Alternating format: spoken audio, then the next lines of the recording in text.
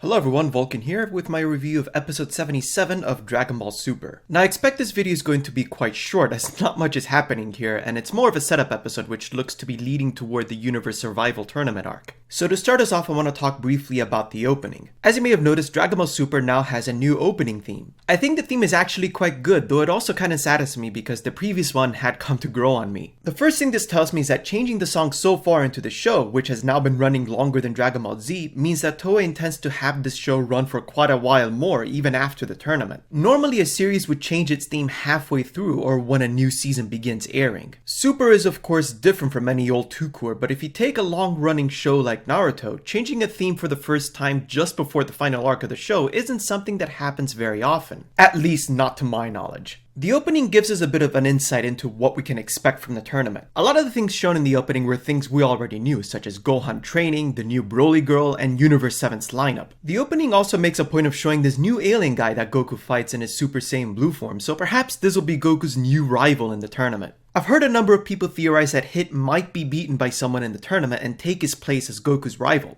Maybe it's this guy. After all, he seems to be giving Goku quite a good fight, so I can't wait to see what he's made of. One other thing that also caught my interest was a shot of Goku where he's surrounded by dark energy and even looks like he's bringing out some black Goku that was hidden deep within himself. Goku's always been a character to enjoy a good fight, but he's the furthest thing from even being an anti-hero of sorts. Yet this shot seems to show Goku in a darker image. I wonder if this is going to be a new transformation which brings out a Saiyan's most innate desire for a brutal, savage fight with no restrictions. I wouldn't say this is another version of Goku from a different universe, as alternate versions of any one character only seem to come from a different timeline rather than another universe. Hopefully we'll find out before long. So we begin the episode with the two Zen-Os playing a game. The preview shown in the last episode made me wonder if it was a map of the universe or just a game board. The answer appears to be both, as the two Zen-Os play their game of destroying planets, and it seems like those are actual planets judging from the Grand Priest's expression when one of the planets that fell from the board was destroyed at his feet. If you think about it, that's one hell of a scary thing, since they're just destroying entire planets with supposedly entire civilizations in them without any kind of remorse. Of course, they are the absolute authority of the multiverse, so they don't have to follow anyone's rules, but it is still a frightening thought that your world could be destroyed for absolutely no reason. However, the two Zen-Os soon show that they're bored and want to play another game. Right after, we see Goku doing his work delivering vegetables at a farmer's market. On his way back home, Goku encounters someone pretending that his car broke down so that he could steal his van.